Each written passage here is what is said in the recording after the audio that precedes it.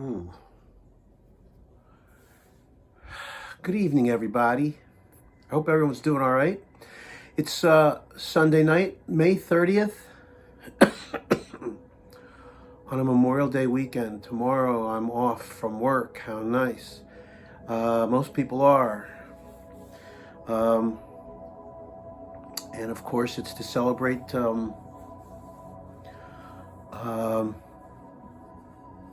American veterans. And my respect to all the troops, past and present, and our fallen heroes, man. It's really actually supposed to be a somber day. Everybody gets a plate and they get baked beans and they get ribs and they have a good time and they drink beer and they play games. And of course, it's the beginning of summer season. But you got to remember what it's about, man. Anyway, I'm kind of not feeling the best. I'm a little bit congested and it's been loosening up forever, but I'm still dealing with this cold that I actually had, not this past week, but the week before. So I was gonna do a Pink Floyd video, but I'm gonna do a shorter one. I'm gonna do one of my Brian Eno, my digital Brian Eno releases, because I don't think that I can do Pink Floyd. It's too large a collection. So anyway, what I'm gonna do is just show off my Brian Eno CDs. It's not that vast a collection, but it's got the key releases as far as I'm concerned. It's got the key releases as far as I know. Brian Eno's catalog is huge. There are so many releases, so many CDs or albums that he's released. And the authentic releases, the official releases of some of his CDs are becoming very, very scarce. Some of the odd ones, because he's got so much stuff out, and they're starting to command really, really high prices. If you look at Discogs, you'll see what I'm talking about, or even eBay. But anyway, this is Here Come the Warm Jets, and I guess you could say that this is his first proper solo album. It's just a domestic release. It's, of course, it's on CD. The original album was released in '73. Like I said, I'm just showing you what I got, right? That's the deal here. So, Here Come the Warm Jets. Taking Tiger Mountain by Strategy. This is cool. Great album, 1974. This album was originally released on LP, and of course this is just the CD release. Nothing all that special about the packaging. If I remember correctly, it's just a 4-page. Alright, so it's got the some liner notes in here. Gives you the track listing and gives you the credits. Phil Collins, extra drums. I see he is on this album on one track. Extra drums on track 4. Mother Whale, Eyeless. Alright, anyway. Yeah, it's not like the booklet's not, it doesn't have anything else that spectacular in it, but these are just regular EG releases that came out. I'm not even sure when these were released.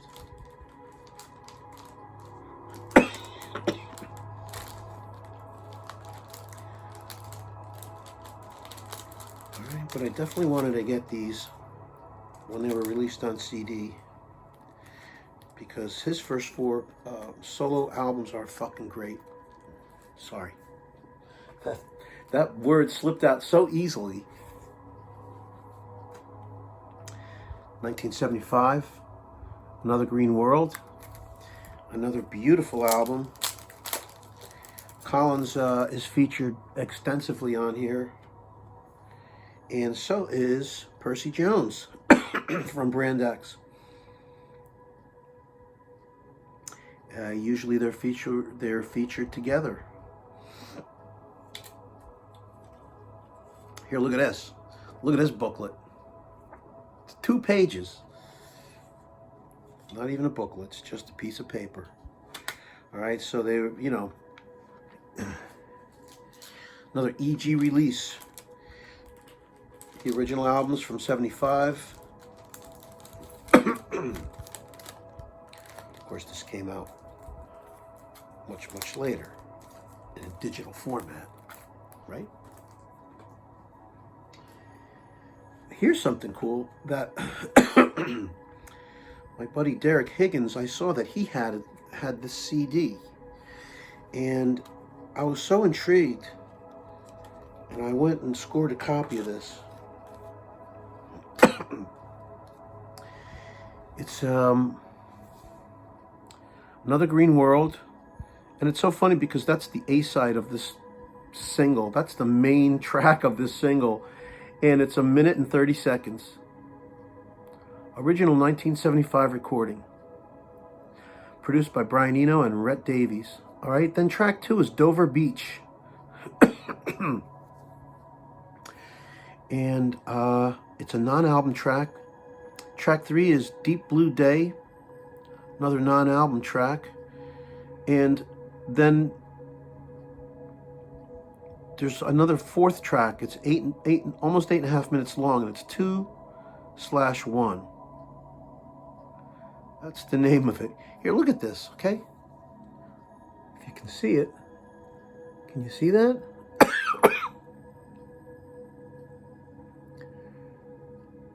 If you need to, you can pause the video and clear it, and then you can see the tracks. I hate that I can't seem to get this text in focus, but maybe if you can pause it, maybe you can read it. I hope.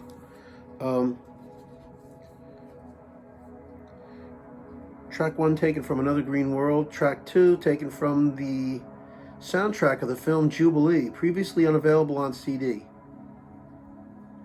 Track 3 taken from the Apollo, taken from the CD Apollo.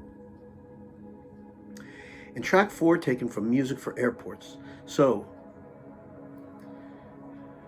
they're non-album tracks for Another Green World, but they are on other releases. All 4 releases are available in other places. But I like that. That's beautiful. CDT 41, and it was EG Editions, EG, I should say. Marketed and distributed by Virgin Records.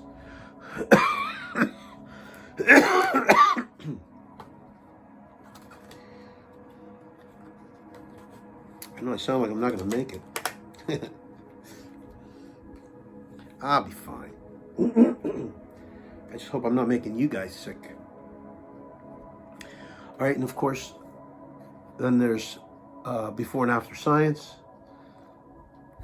It's weird looking without the white border, you know, that the actual album has. This is gotta be my favorite Brian Eno album. It's gotta be. I just love it. And this just has, I mean, all 4 albums here that are featured, these 4 original solo records, they don't have any extra tracks or anything. But they are great to have on CD so that you can take them with you in your car. You can jam with Brian Eno and friends while you're driving around.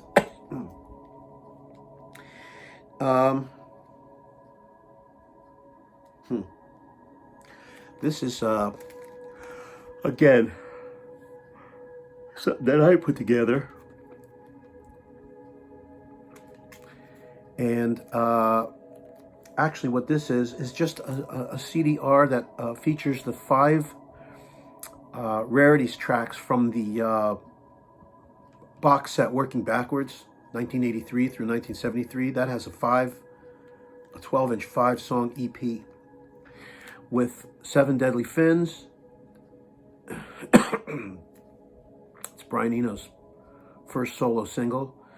And then The Lion Sleeps Tonight, another single, Strong Flashes of Light, More Volts, and Mist/Rhythm.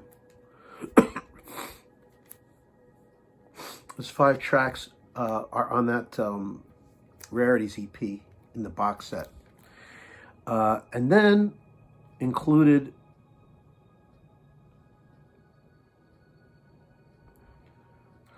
after that are 3 BBC tracks that I don't believe have ever been released. I could be wrong. There's Paw Paw, Negro Blowtorch, 3 minutes and 20 seconds. There's a song called Fever, 5 minutes and 14 seconds. And then Baby's on Fire and I'll Come Running. It's a kind of like a medley, I suppose. Paw Paw, Negro Blowtorch, and Fever are BBC tracks from February 19th, 1974.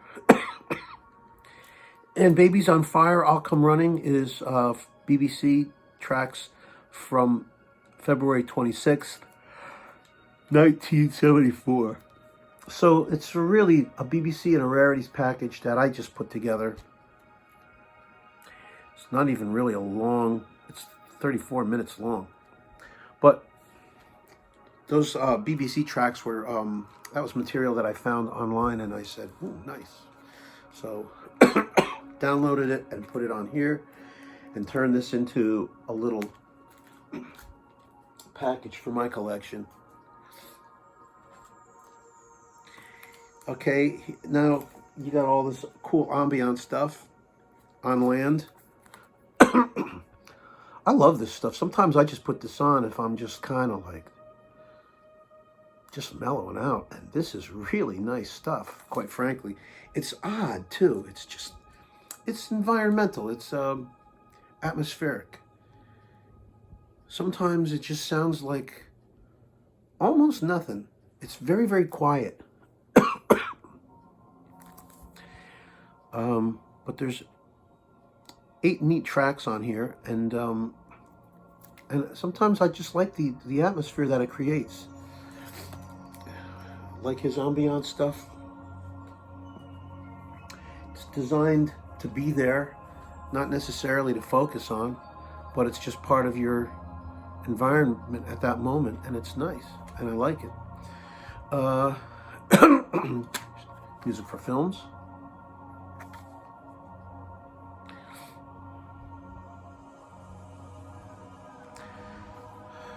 Right.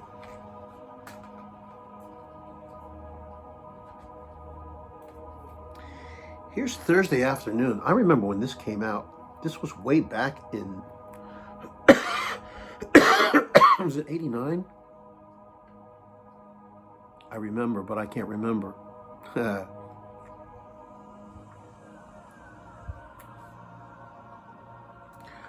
Marketed by Gem Records.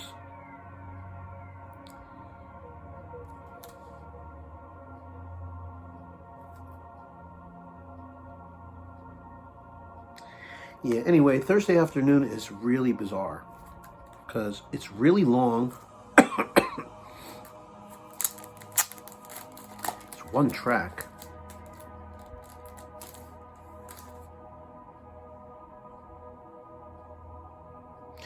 And it goes on for a long time. And again, it's very atmospheric.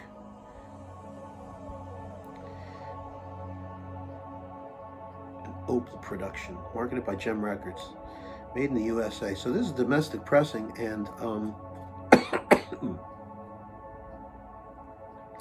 here.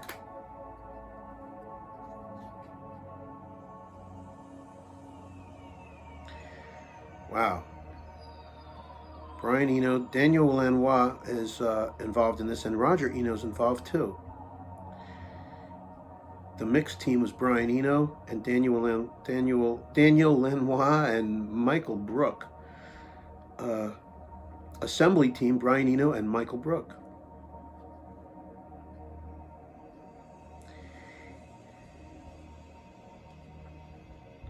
The music on this disc was originally recorded for the video made in April 1984 at the request of Sony Japan.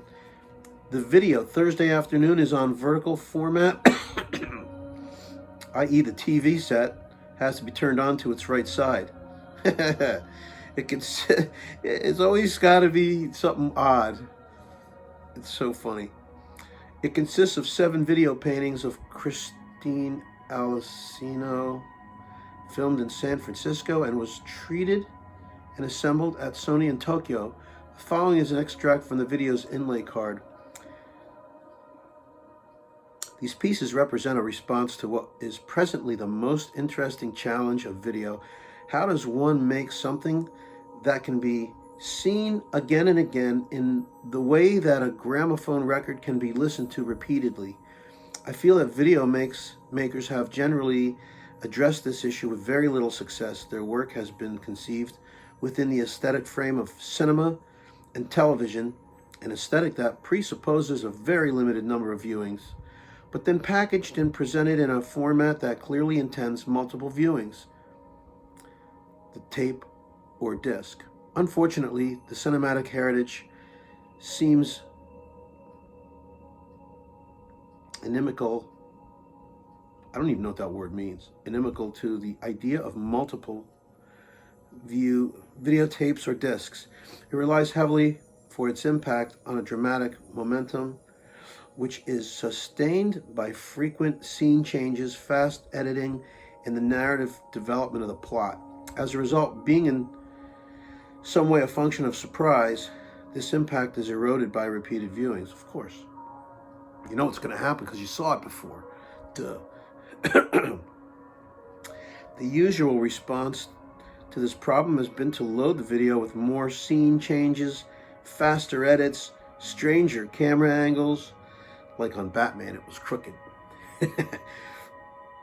and more exotic special effects.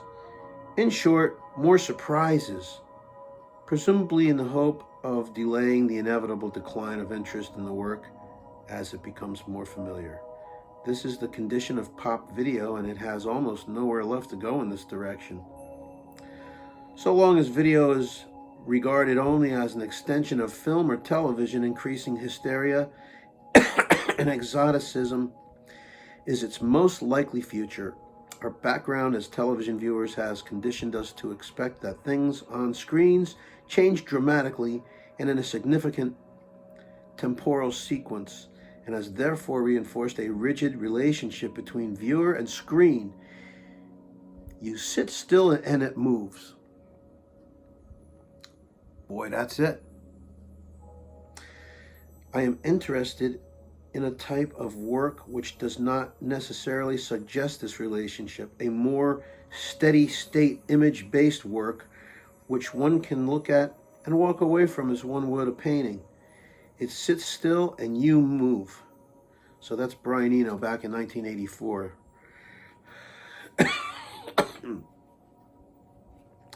Anyway, this is a long...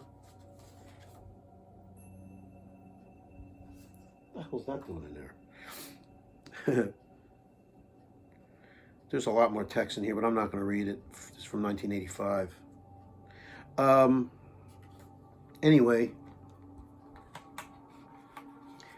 it is pure ambient. You can put this on and then you can be walking around doing stuff, but it's just part of your environment for the moment. Of course, this moment lasts about 67 minutes. So, but I remember getting this and thinking, what an interesting CD. I mean, so here's a burn of My Life in the Bush of Ghosts, Brian Eno and David Byrne. This is This is a CD, R burn that has everything from this album. It was remastered, and I believe that some of the tracks are longer and different, but they omitted a track called Koran, which is 3 minutes and 47 seconds long. It was on the original release. They omitted it because Muslims found it offensive. I'm not a Muslim, so I burned it to my disc because I wanted to include it. I want to hear what that is. It's a track that exists. It's part of the history of this album, and it's on here, on this burn. I have this on LP, and I do have a couple of singles from this. It's not like I didn't pay for it already. So, but what I did was burn the remastered and extended version of this album to CD. And I included Koran. All right.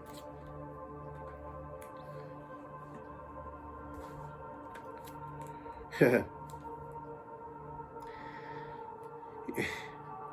another thing that I did. This is Music for Films, and I call it Music for Films Complete because it's 2 CDs. The first CD is 78 minutes long and includes everything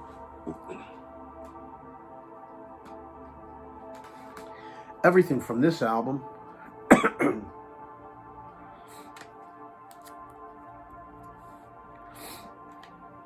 And then it includes everything from Music for Films 2.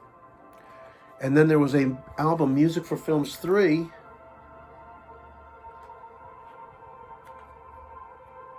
And I think there were some other odd tracks that I either created, I found them, or I created them by changing the speed. For example, on Music for Films 1, there's a song called M386. And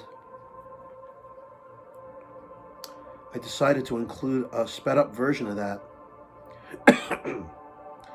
Then there's another song, there's a few more here. Patrolling Wire Borders, Force Marker, and Ascent and Ending. That's how the second disc ends. There's also another track called Prophecy, and I'm not sure where that was from. But these are most, if not all, Music for Films tracks, and some were modified by me to include it, a different version of it on there. All right, so we're actually almost over.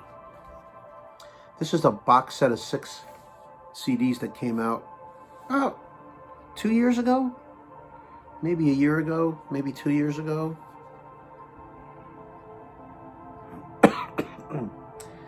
Music for installations. Music for installations. I think this might include some previously released stuff. And then there's other stuff on here that's been mixed. Maybe that's what this, because I'm pretty sure that he has some CDs out called Music for Installations, but it wasn't a box. So anyway, it's a 6 CD set. It comes with a nice booklet.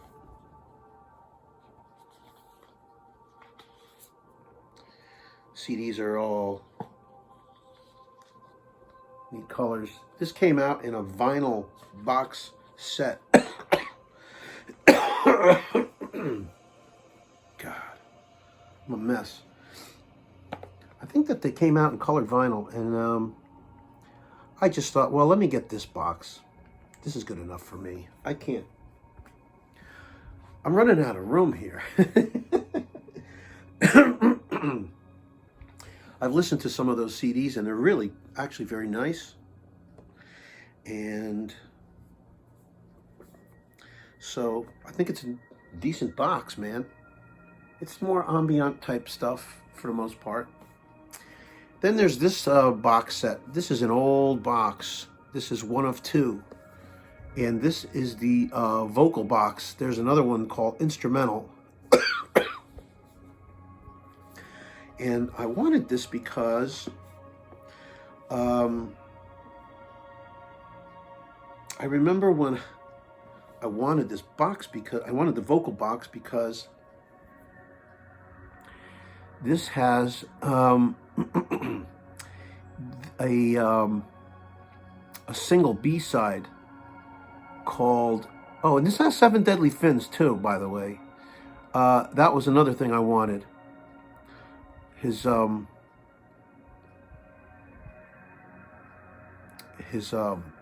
that original first solo single, 7 Deadly Fins. Shoot, what was the song that's on here? It's the Royal.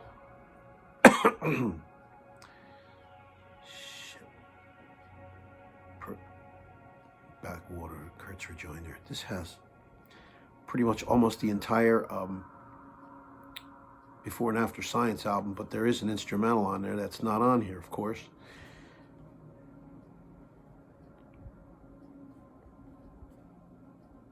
RAF. That's Eno and Snatch. It starts off disc 3, but it was a B-side of King's Lead Hat. And I remember I wanted that, and I wanted 7 Deadly Fins. And so, of course, I got this box. This box set is nice, but this box set suffers from issues with the glue, that sometimes the glue, I guess the glue has melted, and or somehow otherwise it seems to be failing. And what happens is it seems to cause some of these little packages, there's 3 CDs and then a booklet, and sometimes these things get stuck in there. If you look on Discogs, if you look this up, if you guys, anybody who has that problem with this box set, and if you have this box, you probably have that problem. If you can manage to get these out, I put on Discogs a way that you can try to treat the plastic inlay inside these boxes, because it's just a plastic thing in here that has grooves, and you can slip these packages in and out. You should be able to do that freely, but because of the glue,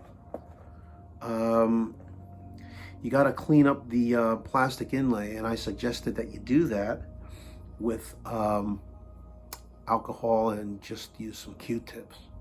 Dip it in the alcohol and try to clean up the glue as best you can. I've treated this thing twice now, and it seems to be much, much better. This one still wants to stick a bit, but I guess with the way that the glue sort of pools at the bottom of these packages, you're kind of stuck, literally,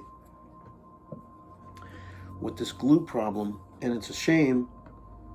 But this is such a nice box that if you can sort of fix the problem a bit, which is what I tried to do and did,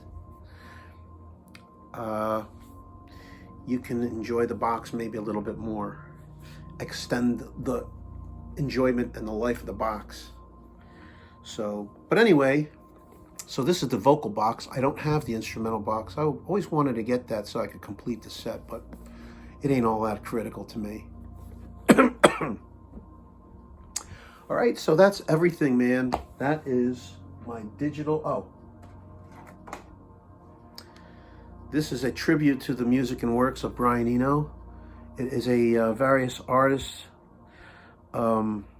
collection. A version of Brand X does Sky Saw. So this is actually kind of a, oops. This is something I got my hands on because Brand X is on it. But it's a later version of Brand X. In fact, I'm not sure who's on this version. let's see. Produced by Percy Jones and Frank Katz.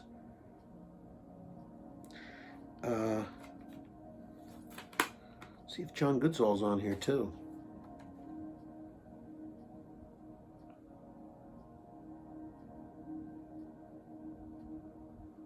I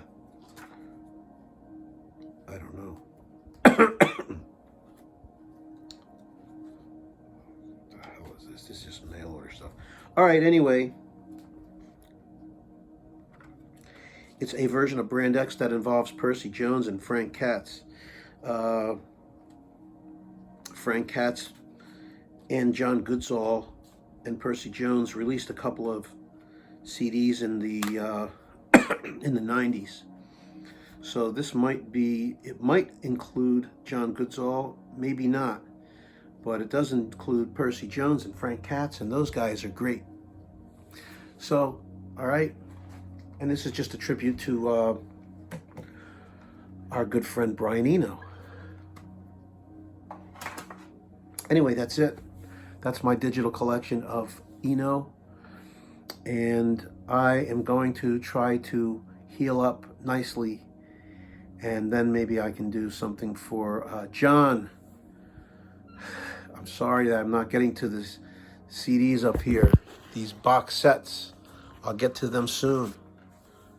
Have faith. John Carreras, I believe. Sorry, John.